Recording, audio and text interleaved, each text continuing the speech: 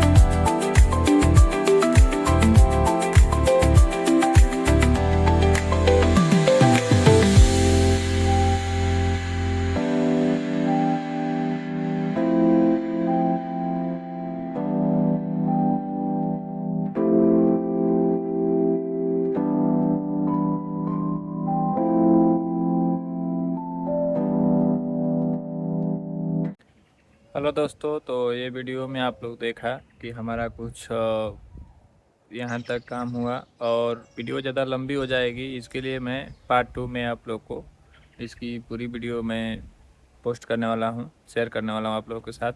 अगर ये वीडियो आप लोग को अच्छी लगी तो आप लोग इस वीडियो को लाइक करिए, अपने दोस्तों के साथ शेयर करिए और हमें सब्सक्राइब करना ना भूलिए। और हमें कमेंट करके ज़रूर बताइए कि आप लोग को कौन से टॉपिक पे आपको वीडियो मैं बनाऊं और कौन से टॉपिक पे आप वीडियो देखना चाहते हैं।